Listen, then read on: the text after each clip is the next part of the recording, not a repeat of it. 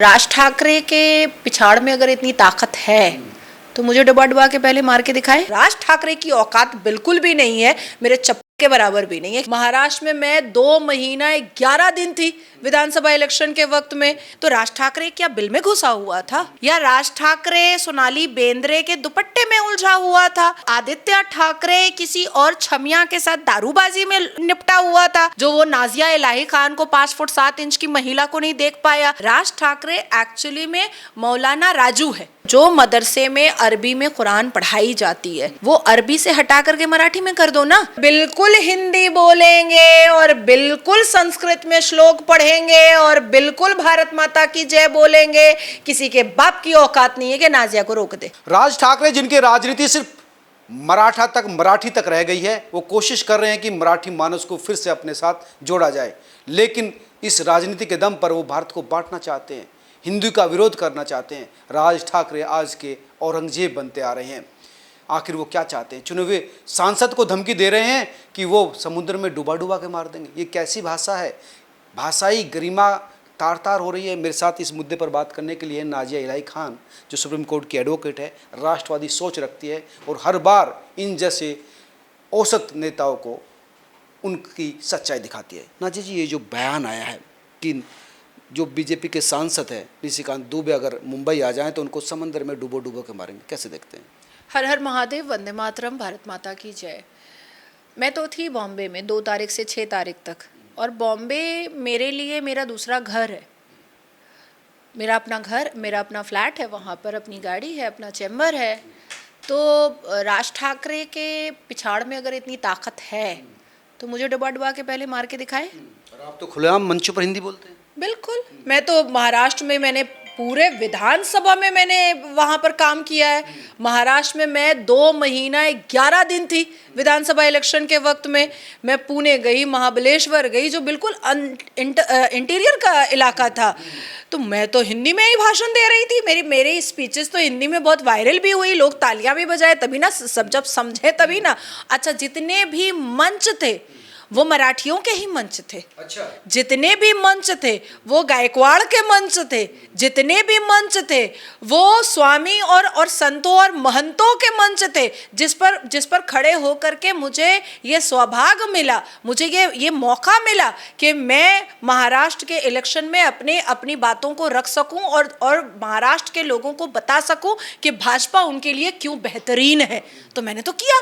तो राज ठाकरे क्या बिल में घुसा हुआ था या राज ठाकरे सोनाली बेंद्रे के दुपट्टे में उलझा हुआ था या आदित्य ठाकरे किसी और छमिया के साथ दारूबाजी में निपटा हुआ था जो वो नाजिया इलाही खान को 5 फुट 7 इंच की महिला को नहीं देख पाया कि ये तो हिंदी में भाषण दे रही है महाराष्ट्र आकर के?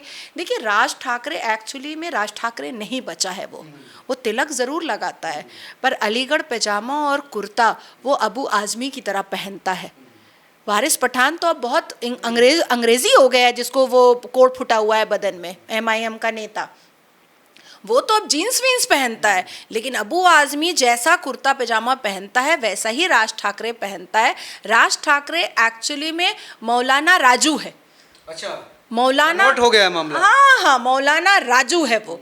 और ये मुगलिस्तानी बॉलीवुडिया लोगों के साथ रह करके उसने अपना धर्म परिवर्तन करवा दिया है। अब जैसे उत्तर प्रदेश के पीर मौलाना जो झांगुर अभी बहुत फेमस है कि वो फोर्सिबली कन्वर्शन करवाता था, लड़कियों के अभद्र और अश्लील वीडियो को रखता था, जो उसके तहखाने से सब कुछ मिल रहा है, उसी तरीके से राज ठाकरे फोर्सिबली भाषा याद कर रहा है, सबको मराठी सिखाने की कोशिश में लगा हुआ है।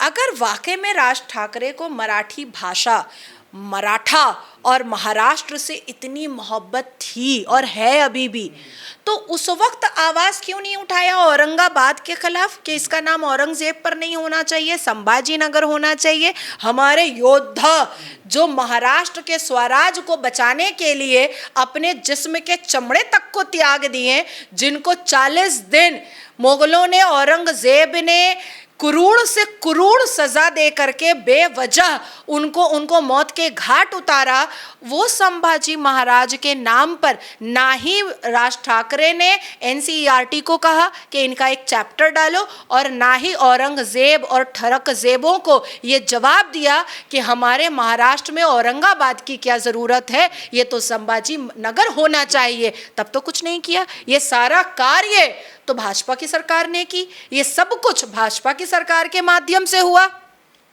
हमारे शिवाजी महाराज, जब भी हम महाराष्ट्र जाते हैं और ख़ास करके मैं जब जाती हूँ तो शिवाजी महाराज के जो वहाँ पर स्थापित है, उनका जो स्टैचू है, वहाँ पर जा कर के मैं फूल समर्पित करती हूँ, उनके चरण जो है छू करके अपने अपने माथे को टेकती हूँ।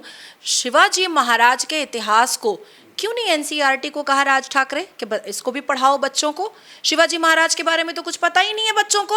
आप मराठी बच्चों से पूछिए कि संभाजी महाराज के बारे में बताओ, शिवाजी महाराज के बारे में बताओ, मराठा योद्धाओं के बारे में बताओ, झांसी की रानी के बारे में बताओ, कैसे उसने झांसी बचाई, कैसे संभाजी महाराज ने स्वराज बचाया महाराष्ट्र का। तो कुछ तो नहीं मराठी बच्चों को पता है। कम से कम उत्तर प्रदेश, बिहार, बंगाल से जा करके लोग बता तो रहे हैं कि संभाजी महाराज कौन है, शिवाजी महाराज कौन है, खुदीराम बोस कौन है, रविंद्रनाथ टैगोर कौन है। कम से कम बता तो रहे हैं, मराठी बच्चों को पता तो चल रहा है कि इस देश के योद्धा जो हैं उनके बारे में जो पढ़ा नहीं है, कम से कम इनके मुंह से पता तो चल रहा है। अब आती है बात के समुंदर में डुबा डुबा कर मारेंगे निशिकांत दुबे जी को। ताकत अगर है राज ठाकरे की तो एक बार बंगालियों को पकड़ के मार के दिखाओ, देखो ममता बनर्जी कैसे तुम्हारा बाल नोच लेती है। एक बार अभी तक देखिए, बंगाली नहीं पकड़ रहा है, मारवाड़ी पकड़ रहा है, उत्तर प्रदेश के लोगों को पकड़ रहा है, उसके बाद फिर बिहार के लोगों को पकड़ रहा है, लेकिन बंगाल के लोगों को नहीं पकड़ रहा है, क्योंकि उसको पता है कि बंगाल के लोगों को पकड़ेंगे ममता दीदी छोड़ेगी नहीं भैया, क्योंकि ममता दीदी छोड़ने वाली नहीं है। अगर आप बंगालियों को अपने उसके राज में बंगालियों के साथ कुछ भी हो जाए, लेकिन किसी और राज में अगर कुछ होगा तो वो छोड़ने वाली नहीं है। नहीं, कहीं ऐसा तो नहीं कि वो इंडिया गठबंधन के पार्ट हैं, वो मतलब कुनबे का मामला है, वो स्टाफ का मामला है, इसलिए बंगाल पर खामोश है, बीजेपी को हिंदी को लेकर घेरा जा रहा है? नहीं, ये भी हो सकता है, ये भी पॉसिबिलिटीज़ है। अब देखिए, एक और बात है कि क्या आने वाले वक्त में बीएमसी का इलेक्शन होने वाला है, जिसके लिए राज ठाकरे अपने डूबे हुए नाम को, गए हुए नाम को, जो कोई कुत्ता भी नहीं जानता है राज ठाकरे कौन है, गली का चोर उचक्का भी नहीं जानता है कि अब राज ठाकरे कौन है, कुत्ता देख करके ना भूखे कि ये फालतू नेता, चवन्नी नेता है, पर भूख करके मेरे को कोई फायदा भी नहीं होगा। भिखारी भी उसकी गाड़ी के पास नहीं जाता होगा राज ठाकरे की कि भाई ये तो खुद ही भिखारी है, अस्तित्व से भिखारी हो चुका है। हम भी वही कर रहा है कि यहाँ आ जाइए, घर पे तो शेर नहीं, अस्तित्व भी भिखारी हो चुका है उसका। पैसा भले ही उसने दाऊद इब्राहिम के साथ बहुत कमाया होगा बॉम्बे में, लेकिन अस्तित्व से तो वो भिखारी हो चुका, तो भिखारी भी उसके पास नहीं जाता है। कोई चुन्नू मुन्नू चवन्नी अठन्नी लोग हैं जो ऐसे ऐसे करते रहते हैं। लेकिन जानना मुझे ये है कि आने वाले इलेक्शन में जब राहुल बाबा जाएंगे, महाराष्ट्र के इलेक्शन का दौरा करेंगे, क्योंकि अलायंस पार्टी है कांग्रेस से, तो राहुल बाबा मराठी में ही भाषण देंगे ना? मुझे तो नहीं लगता, मराठी तो नहीं बोल पाते वो, लेकिन देना तो पड़ेगा। उन्हीं की अलायंस पार्टी ने ये तुम्बा छोड़ा है, उन्हीं की अलायंस पार्टी ने ये फुलझड़ी छोड़ा है, उन्हीं की अलायंस पार्टी ने ये अगरबत्ती जलाई है, उन्हीं की अलायंस पार्टी ने ये बताशा बांटा है कि यहाँ रहना है तो मराठी बोलना है।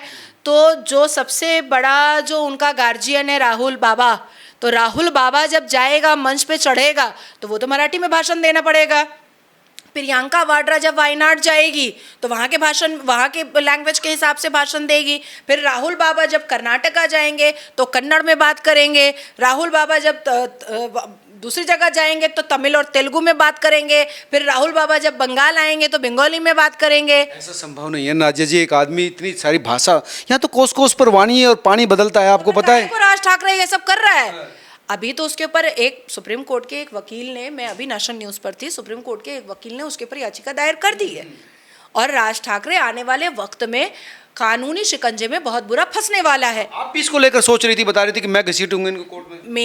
मेरा जो रिप्रेजेंटेशन है वो डायरेक्ट देश की राष्ट्रपति के पास जा रहा है। देखिए, supreme court suo motu action लेगा कि गरीब बिहारियों के साथ, गरीब बंगालियों के साथ और गरीब यूपी के लोगों के साथ और गरीब दिल्ली के लोगों के साथ जो रेडिया लगाते हैं, जो ठेला लगाते हैं, जो वहाँ पर अपना कारोबार करते हैं, उनको जो मारा पीटा जा रहा है, या गरीब राजस्थानी मारवाड़ी के साथ जो ये सब कुछ हो रहा है, इसमें सुओ मोटो एक्शन अब तक सुप्रीम कोर्ट को ले लेना चाहिए था। लेकिन सुप्रीम कोर्ट का प्रॉब्लम तो थोड़ा चल ही रहा है। वो तीस्ता से तलवार पर ज़्यादा फोकस करते हैं। भरतनाट्यम देखते वक्त हमारे देश के पूर्व चीफ जस्टिस ऑफ भारत जो है वो रोस्टर बना देते हैं जजेस का। उसके बाद जस्टिस वर्मा को ऐसे ही फ्री ऑफ कॉस्ट माफ़ कर देते हैं। अच्छा, तुम्हारे घर से जलावन करेंसी निकला है भारत का, कोई बात नहीं है, तुम इलाहाबाद चले जाओ, तुम इलाहाबाद हाई कोर्ट में बैठ जाओ इज्जत से। तो इसलिए मुझे ऐसा लगा कि सुप्रीम कोर्ट से जो फ्रूटफुल एक रिपार्केशन या एक हेल्प मिलना चाहिए, उससे बेटर ये होगा कि मैं अपना पूरा फोकस राष्ट्रपति को रिप्रेजेंटेशन लिखने में लगाऊं और वहाँ मैं सबमिट करूं। तो राष्ट्रपति को अप्रोच कर रही हैं आप? बिल्कुल बिल्कुल, राष्ट्रपति जी को मैं अप्रोच कर रही हूँ, क्योंकि मुझे कहीं ना कहीं थोड़ा सा एक डाउट है। ये तो देश को बांटने वाली चीज है। अगर प्रांत को भाषा के आधार पर बांटेंगे फिर तो देश बट ही जाएगा ना टुकड़ों में। नहीं, मेरा कहना है कि भैया तुम जो मदरसे में अरबी में कुरान पढ़ाई जाती है वो अरबी से हटा करके मराठी में कर दो ना। जरा मराठियों को भी तो पता चले कि काफिरून का मतलब काफिर होता है, अल किसके खिलाफ होता है, माले गनीमत मतलब मराठी, हिंदू मराठी के बेटियों को और बहुओं को और माओं को और बहनों को माले गनीमत बोला जाता है, उनको लूटा भी जा सकता है। तो मदरसे के अंदर तो जितने भी कुरान की आयतें हैं और पूरा का पूरा अल कुरान जो है उसको मराठी में कर दो, ताकि मराठी हिंदू समझ सके कि आखिर इस मदरसे में पढ़ाया क्या जा रहा है। अब राज ठाकरे हो या उद्धव ठाकरे हो या आदित्य ठाकरे हो, क्या सज्जाद नुमानी जो कांग्रेस को वोट देने के लिए फतवा जारी करते हैं, जो भास्कर के साथ खड़े होकर बैठ करके गैर हरम के साथ फोटो खिंचवाते हैं, सुअरा भास्कर से के बच्चे को प्यार दुलार करते हैं, तो सज्जाद नुमानी क्या आदित्य ठाकरे से या उद्धव ठाकरे से मराठी में बात करते हैं? मुझे तो लगता है कि वो उर्दू में बात करते होंगे। उर्दू में बात करते हैं। अभी बीच में सिद्धारमैया की एक क्लिप वायरल हुई थी जिसमें वो मंच पे कह रहा था यहाँ रहना है तो कन्नड़ में बात करना पड़ेगा, और वो प्रेस रिपोर्टर को भी कह रहा था कि कन्नड़ में सवाल पूछो, तुम हिंदी में सवाल मत पूछो। और मंच से उतरा और 2 मुसलमान लोग गए उससे अपने पानी के शिकायत करने के लिए सीएम के पास, तो वो उससे टूटे फूटे उर्दू में ही बात किया। तो ये पार्शियलिटी कब तक चलेगी? ये क्यों हो रहा है इस देश में नाजिया जी? हो क्यों रहा है? आखिर मकसद क्या है? तोड़ने के लिए। देखिए, राज ठाकरे जो कर रहा है वो अपने की औकात को सोच रहा है कि थोड़ा ये भाषा का विवाद करके मैं थोड़ा हम चैनलों पर दिखेंगे, और हो भी रहा है। सस्ती टीआर। लेकिन वो क्या कर सकता है? दूबे को डुबा के मार सकता है राज ठाकरे? औकात ही नहीं है, औकात ही नहीं है। देखिए, महाराष्ट्र में राज ठाकरे की औकात कुत्तों जैसी है। महाराष्ट्र में राज ठाकरे की औकात चवन्नी नेता वाली है। महाराष्ट्र में राज ठाकरे का अस्तित्व गटर में जा चुका है। निशिकांत दुबे जी को सिर्फ हवाबाजी में जवाब दे देने से आज ज़रूर वो चैनल पर टिका हुआ है, लेकिन निशिकांत दुबे जी अगर सामने आ जाएंगे तो राज ठाकरे उनके साथ नमस्कार ही करेगा। इसके अलावा राज ठाकरे की कोई औकात। 3 बार के सांसद हैं और बहुत ही विद्वान व्यक्ति हैं, हर मुद्दों को लेकर जो है। मैंने तो आपसे कह दिया कि राज ठाकरे को झुक के नमस्कार करना ही पड़ेगा। राज ठाकरे जो है वो झुक करके निशिकांत दुबे जी को नमस्कार करेगा। उसकी कोई औकात नहीं है निशिकांत दुबे जी के सामने। चुनाव की वजह से अब वो मराठी लोगों को बताना चाहता कि उनकी अस्मिता को। बीएमसी का जो चुनाव है वो कोई छोटे मोटे रकम की बात नहीं है, 75,000 करोड़ की बात है। 75,000 करोड़ रुपए? बीएमसी जो चुनाव होता है उसमें जो वहाँ पर बीएमसी चुनाव जीतता है उसको 75,000 करोड़ रुपए महाराष्ट्र के डेवलपमेंट के लिए मिलता है।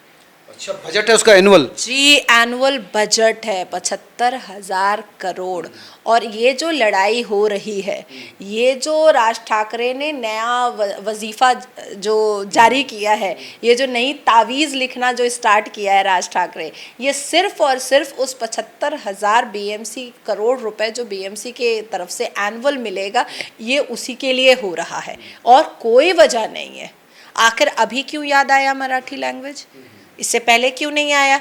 या राज ठाकरे, उद्धव ठाकरे की जब सरकार थी तो कोई एक ऐसा लिस्ट दे दे कि इतने 200-400 उन्होंने स्कूल बनाए जिसमें मराठी सिखाया जा रहा है, या अभी लिस्ट दे दे कि जो 1 लाख 1.5 लाख मदरसे चल रहे हैं पूरे महाराष्ट्र में, उसमें सब में फर्स्ट लैंग्वेज जो है वो मराठी है। बता दे हमें, हमें बता दे, हमें कोई आपत्ति नहीं है।